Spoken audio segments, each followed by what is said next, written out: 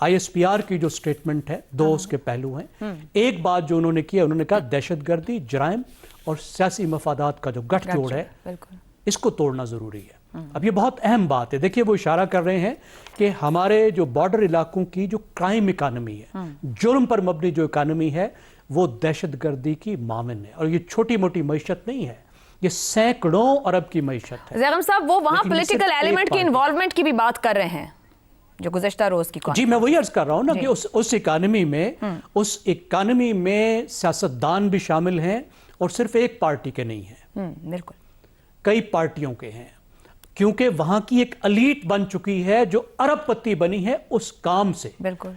और उस काम का फायदा यह है कि वहां पे एक कयोस रहे, वहां पे एक गड़बड़ रहे। ये काम उसी वक्त चलता है जब वहां गड़बड़ रहती है। तो ये एक वार्निंग है, इस पर काम शुरू हो चुका है, बड़ी हद तक इसको ठीक किया गया है। एक तो उन्होंने कहा कि ये काम नहीं चलेगा, और ये PTI के लिए भी वार्निंग है, क्योंकि हुकूमत उसके पास है कि उसमें जो जो लोग शामिल हैं इस तरह के कामों में, वो खबरदार हो जाए। दूसरी बात जो उन्होंने की कि कौमी इत्तेहाद, सलामती, तहफ़्फ़ुज़, अवाम और मुसल्लह अफवाज के दरमियान में डिवीज़न।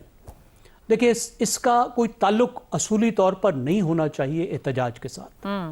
एहतजाज एक पॉलिटिकल अमल है, और पॉलिटिकल अमल का ना तो फौज और अवाम के दरमियान में इख्तलाफ से ताल्लुक होना चाहिए, ना कौमी सलामती के लिए ख़तरा होना चाहिए। पुरअमन एहतजाज जो है वो तो कौमी सलामती को फ़रोग़ देता है। बिल्कुल दुरुस्त। लेकिन जिस तरीके से PTI ने एहतजाज किए हैं, जिस तरीके से उन्होंने टारगेट किया है पाकिस्तान के इदारों को, जिस तरह के नैरेटिव बनाए हैं, जिस तरह की जुबान इस्तेमाल की है, उसकी वजह से जब ये बात की जाती है तो हम सोचने पर मजबूर होते हैं कि इसमें ज़रूर इसी कन्फ्लिक्ट की बात है।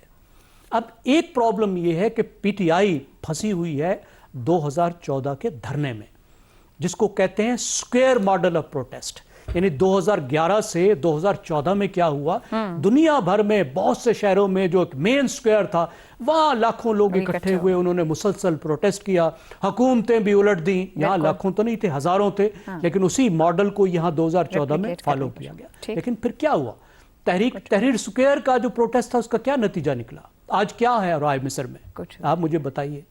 मिस्र में पहले से ज्यादा बुरी आमरियत आ गई। यूक्रेन के मैदान स्क्वायर का क्या नतीजा निकला, आप मुझे बताइए।